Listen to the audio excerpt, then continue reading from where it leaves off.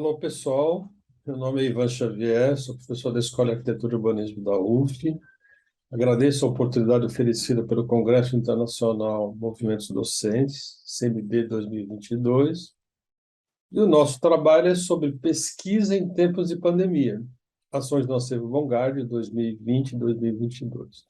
Esse trabalho é um trabalho conjunto com a professora Denise Nunes, eu, Ivan Xavier, professor Oswaldo Souza e os alunos Gabriel Antunes e Júlia de Almeida.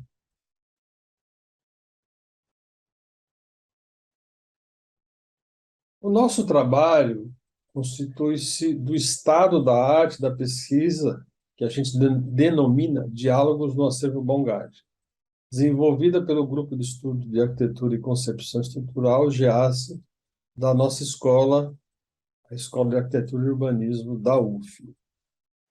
Bom, a imagem ao lado a gente consegue perceber, essa é uma imagem produzida por Le Corbusier, sobre precisões sobre um estado presente da arquitetura e urbanismo, essa relação intrínseca da arquitetura e da sua concepção estrutural. Quais são os objetivos da nossa pesquisa? É identificar e estudar o acervo Emílio Bongard, o diálogo estabelecido dos projetos arquitetônicos na concepção estrutural, conforme falei anteriormente, e também promover o resgate de um grande número de projetos de arquitetura e estrutura realizados no Brasil nas primeiras décadas do século XX. Aqui nós temos uma imagem do engenheiro Emílio Henrique Baumgart. Quais são os desafios da nossa pesquisa, né? O acervo Emílio Baumgart vem sendo organizado e catalogado desde o ano de 2019 pelos membros do GEAS, no Núcleo de Pesquisa e Documentação NPD na UFRJ. A pandemia do Covid-19 impôs isolamento social e a impossibilidade de acessar presencialmente essas instituições a partir do ano de 2020. Então, a partir desse ano, 2020, o início da pandemia, a nossa pesquisa no acervo foi realizada com base dos dados levantados nos anos anteriores e complementada por pesquisa no meio digital, através de fontes primárias e fontes secundárias. Essas fontes foram muito importantes, eu posso citar algumas delas aqui, como os sites das instituições, o Arquivo Nacional, o próprio Google Acadêmico, a Biblioteca da Alerj, a Hemeroteca Digital Brasileira, da Fundação da Biblioteca Nacional, as plataformas de fomento à informação da Coordenação de Aperfeiçoamento do Pessoal de Nível Superior, que é o CAPES, e como fontes primárias. E também pesquisamos jornais da época de construção dos edifícios como fontes secundárias, além de artigos, dissertações e teses de doutorado. Aqui nós temos uma imagem de alguns exemplos de elementos coletados, né, no acervo presencial. A primeira imagem da esquerda aqui é a obra do Berço, que está localizada no Rio de Janeiro, junto à Lagoa Rodrigues de Freitas, um detalhamento do pilar aí que a gente descobriu no acervo. Aqui também eu tenho outro exemplo, que é o almoxarifado do Ministério da Aeronáutica, com um corte muito interessante, né? Também tem o projeto da construção das vilas no Rio de Janeiro, um desenho extraordinário, e também o detalhe da construção de viaduto Santa Teresa em Belo Horizonte.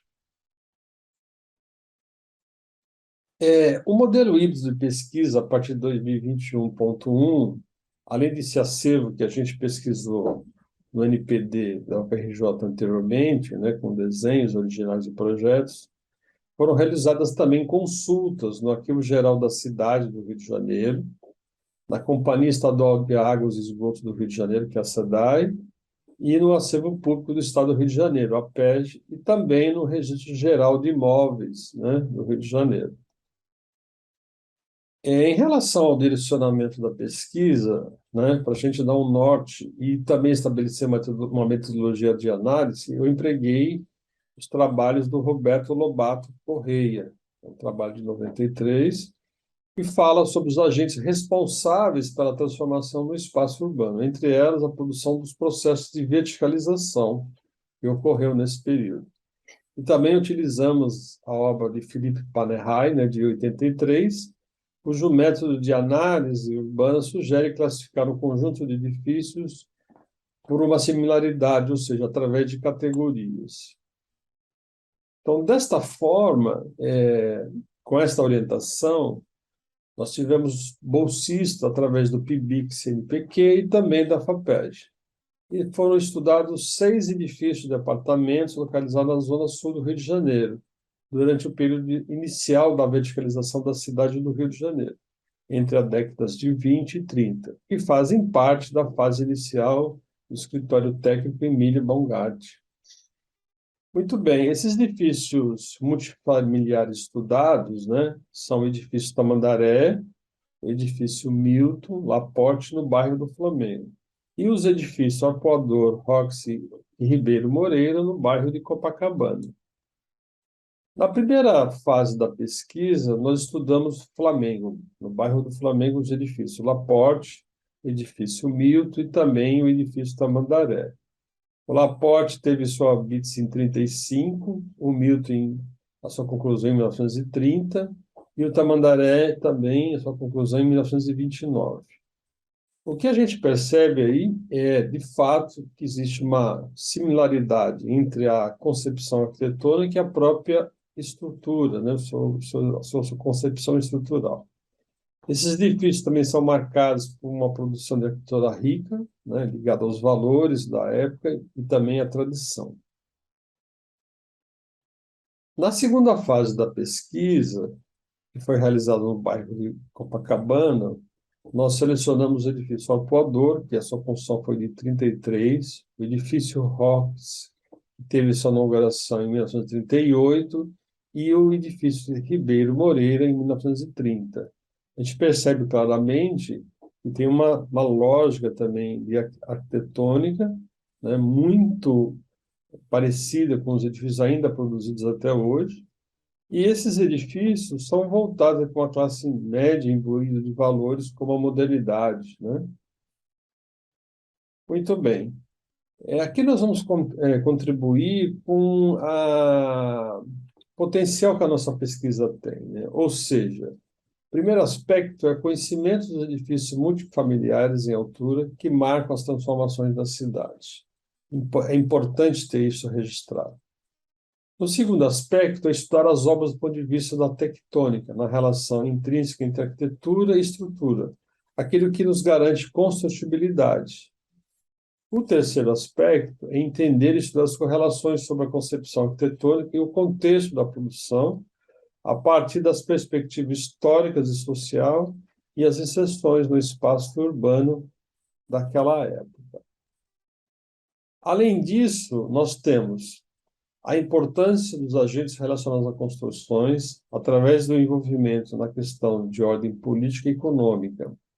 Também temos as questões culturais, as transformações culturais que afetaram a população carioca, a alteração da paisagem, inclusive, e a imagem do Rio de Janeiro no começo do século XX. E também incorporar essa discussão acadêmica do objeto arquitetônico no espaço da cidade.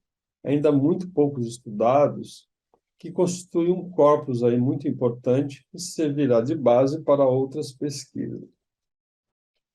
Bom, o tema e o próprio acervo Vermelho é muito vasto. A gente está no trabalho inicial e a gente reconhece essa importância. Eu quero aproveitar e agradecer o Congresso Internacional de Movimentos Docentes pela oportunidade, né? E também agradecer aos membros do grupo de estudos de arquitetura e concepção estrutural, o GEAS, através da professora Denise Nunes, eu, professor Ivan Xavier, professor Oswaldo Souza e os estudantes da Escola de Arquitetura e Urbanismo, Gabriel Antunes e a Júlia Almeida. Muito obrigado e abraço a todos.